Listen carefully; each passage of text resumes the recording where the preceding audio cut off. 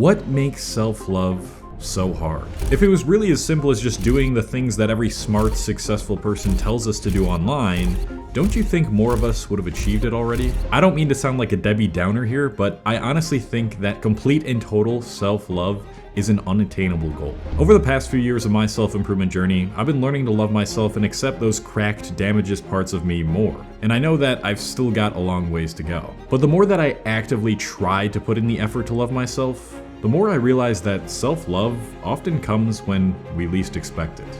Allow me to explain.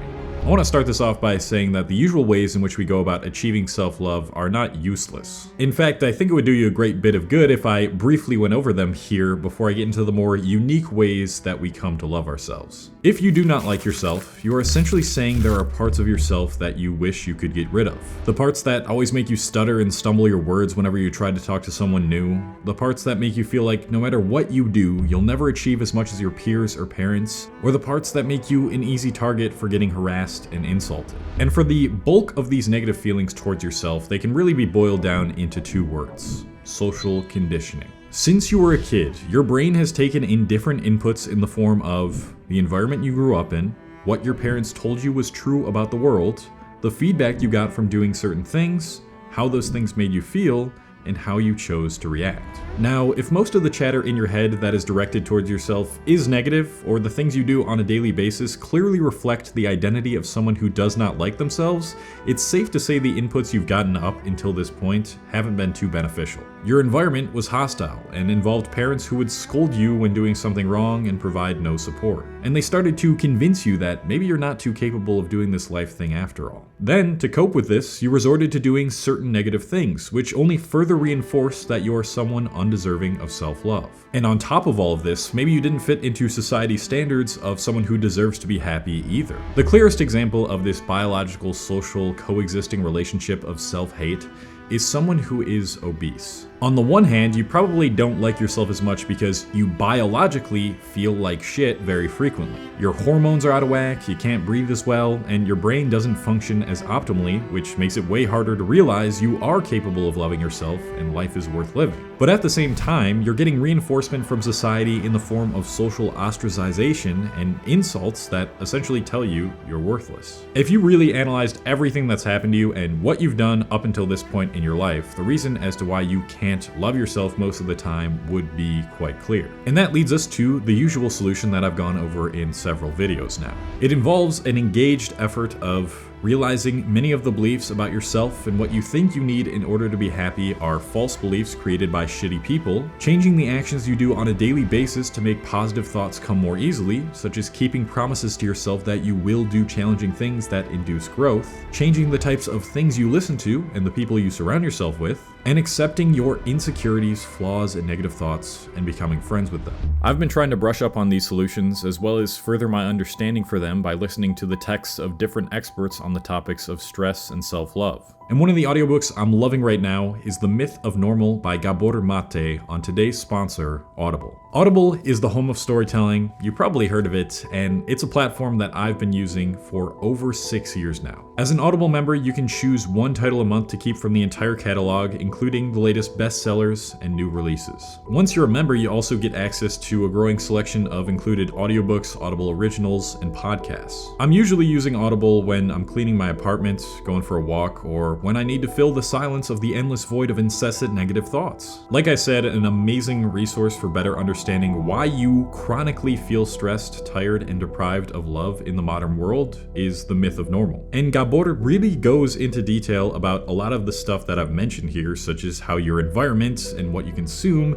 changes the way you react to life's hardships. So if you want to try Audible and get one title for free when you sign up, which you should use on The Myth of Normal if you're interested in the topic of this video, then you can go to my link, which is the first link in the description, which is audible.com/colehastings, or you can text the word Cole Hastings, that's all one word, to 500-500. So if you follow these steps that I went over, there's almost 100% guarantee you'll be saying, you know what, maybe I'm not so bad after all, more. But what if life has beaten you down so hard that you just can't shake off that hate? What if, no matter how hard you try, your old self slowly creaks open your bedroom door and says, I'll always be here, and I'll show you that you can never get rid of me? If that is the case, you might have to go through the experience of what I like to call the spontaneous stumble.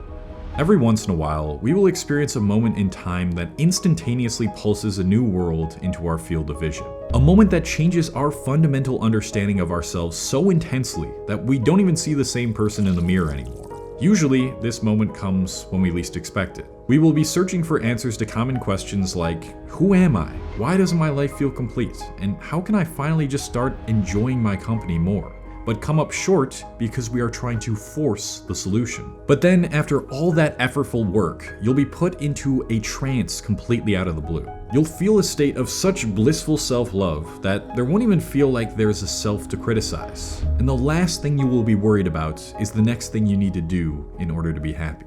These moments cannot be brought about voluntarily, but the signs will be there. You'll know you're in a moment of spontaneous stumble if you feel temporarily dissociated from your body and become the very experience of the present moment itself. In other words, the you that you are now will cease to exist. And when your ego dissolves, all that's left will be an overwhelming sense of gratitude for everything in the world just the way it is right now. This is the type of self-love that cannot be taught. And as much as I try to continue explaining what this state feels like, I'll come up short because reality isn't words. They say that life is the best teacher for a reason, and one of those reasons is because love cannot be defined. It can only be experienced. It's one of the only emotions that, after hundreds of thousands of years of human evolution, still remains as elusive as the act of finding out who you really are. But I'm more than positive that every single one of you listening to this right now has experienced what I'm talking about here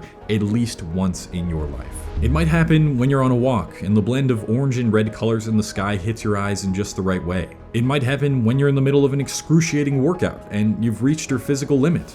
Or it might happen when you stumble upon a remix of your favorite song on YouTube, which will completely change your mood for the rest of the week, and you won't be able to stop replaying it until you can hear its echo even when you aren't actually listening to it. But for me, the most visceral spontaneous stumble experiences have happened when I get the opportunity to become deeply intimate with another person. And that has been all of my past serious relationships. It's common for people to say that you cannot love others until you love yourself, but what I've found is that in many cases, it's actually the opposite. It is often the case that you cannot fully understand how to love yourself unless you expose yourself completely to another person.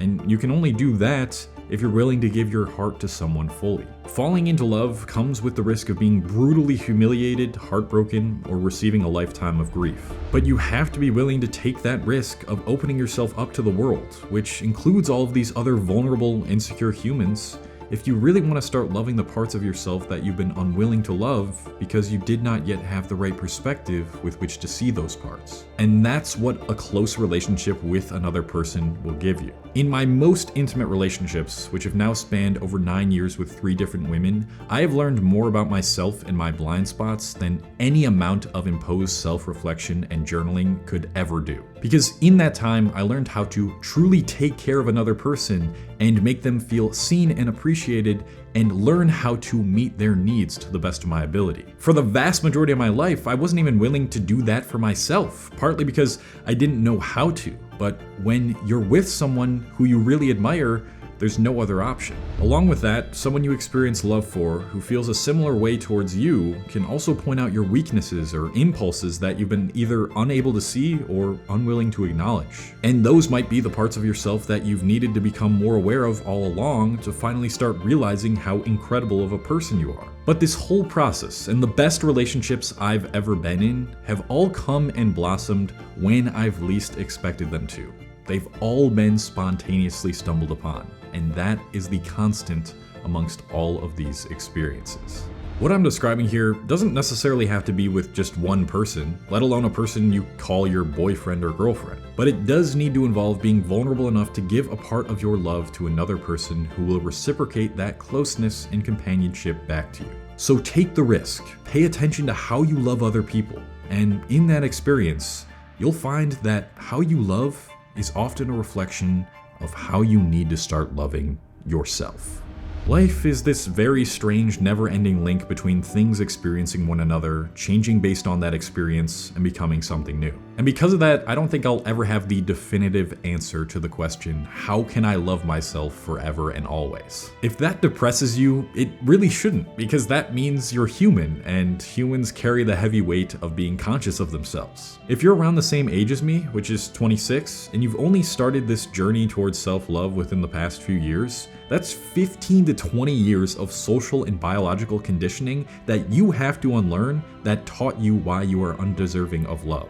And that unlearning process will be a lifelong journey. So please go easy on yourself. So many of you guys are so hard on yourselves, and just enjoy every moment of this journey, even if it feels unbearable. In a way, the fact that I know self-love is a lifelong journey and never has an ending kind of gets me excited. I know I'm going to keep stumbling upon love when I least expect it, and I know that those experiences will keep bringing new insights that I can provide for myself as well as you guys. I will always be ready to give love and be open to receiving it, no matter how much it gets me hurt, so I can learn new ways to love myself in whatever moment I'm in more. I'm willing to pay the hefty price of vulnerability that comes from falling in love with people, places, objects, or anything else that will eventually be gone. Nothing lasts forever, and that's what makes it love. Because if you didn't have the ability to lose it, it wouldn't be true love in the first place.